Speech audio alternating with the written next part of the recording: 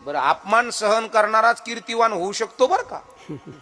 ज्याला अपमान सहन करता येतो तोच कीर्तिवान होऊ शकतो. ज्याला अपमान सहन करता येत नाही तो बीपी वाढून वाकडा होतो. असं